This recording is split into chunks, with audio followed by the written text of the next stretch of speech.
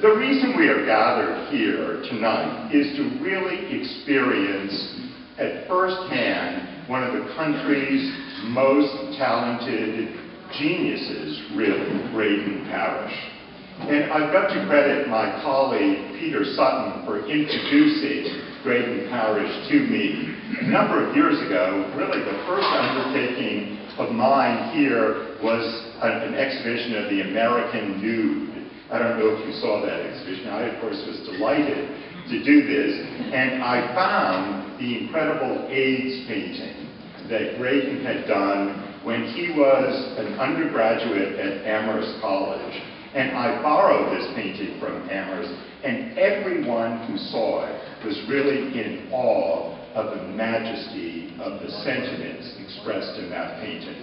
It's really one of the most powerful evocations that you will ever see. And after the 9/11 tragedy, I was in my office and I was saying to the staff, how can we possibly bring people together to commemorate this tragedy, this really extraordinary event in our history?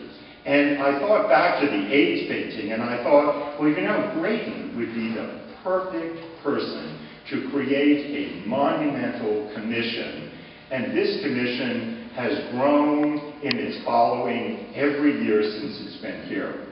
Graydon may not tell you this, but we have had 10-year-old children send him poems that have been inspired by this. We have had couples that have become engaged in front of it. We have students from CCSU that interpret it in dance and music. I really predict that in 100 years, one of the most eloquent reminders and celebrations of the spirit of the American people having lived through this event will be this painting. I have been to the Low Countries, I've been to Holland, I've seen the great altarpieces of Rubens, I've seen many of the 19th century academic paintings, and in each century, in each society, there are certain artists that come to the fore that are able to capture something that really remains with us for a lifetime. And Graydon comes here voluntarily. He is not paid. He does this out of the kindness of his heart. And tonight, we are also going to experience the thrill of an unveiling of a new painting that Graydon has just painted that he's giving the museum, and he will be signing some posters at the show.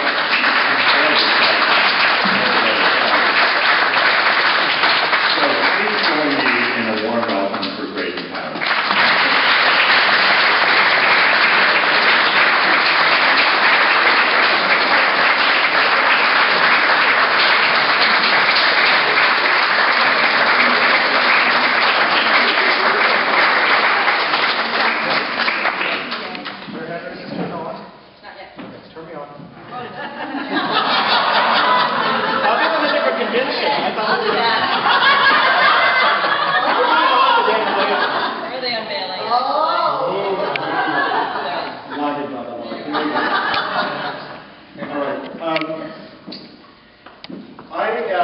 Thank you for all coming. Everyone was so nice, and I really appreciate coming. Every year I've been doing this as kind of an odyssey.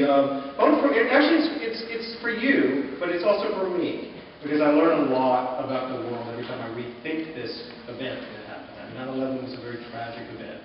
And now we're all laughing, and we're having wine, and eating cute cheese cubes, and where my friends come, and it's really delightful. But what I wanted to talk to you about was a little different, because, again, this is part of my odyssey in growing as an artist, and I wanted to talk to you not just about what I did, because I've explained the symbolism. We can all talk about that later. I'll ask some questions, but I wanted to talk about something is called, what can art do for us? This is an interesting question, because we have art museums. We have them everywhere.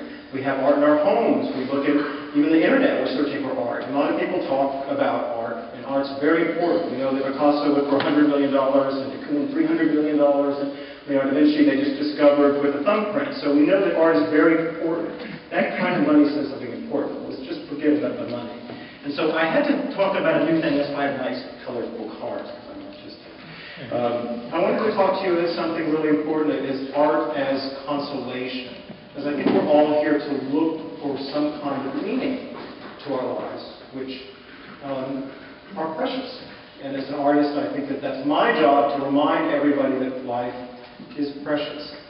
So, we're going to move across, and I'm going to talk about my paintings, we're going to do this, but we're going to talk about things like that. It just happened that I got turned on and blinded by the Dan Flavin over there, because art started out as something according to Dennis Dutton, and he's this great new philosopher that's talking about evolution in art, and it talked about something in the Pleistocene, that lizard brain that was lust.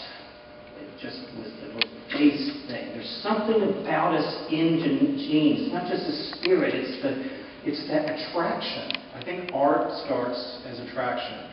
And I think that's part of what I was drawn to as an artist was just beauty. I didn't ask about beauty. I didn't know what that was. I didn't say, I love this because I was. But something in this evolution of my parents to parents, and I don't know people, in Texas they don't believe evolution, so I can't talk about it. Amen, they don't. No, they don't. Amen, yeah. They don't believe in evolution, but it's very interesting to think about why the gene for beauty is passed on and on and on, and why we're so attracted. We don't have to think about it. It filters to us. We're attracted to that. We're not attracted. We're moved by that. We're not moved by that. There's something in the lizard brain that makes the Pleistocene where it was very useful to look at flowers, to look at beautiful people, to think about beautiful landscapes. They were very calming, maybe. Or maybe there was food there or another monkey that you liked. There was something in that area that was beautiful. But along came this quirky thing called our brain. And I think the thing about our brain gave us something, it gave us a little bit of restraint. We weren't just, running after Heather in the museum like I do when I see her. I said, I love her so much because she's so sweet to me and so pretty.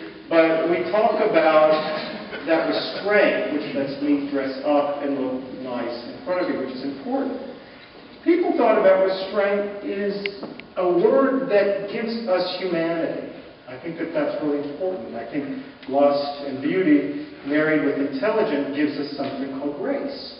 And grace is evident in hand gesture. When I think about grace, I look at things that are important. People would talk about in the 19th century that our souls are betrayed by our actions.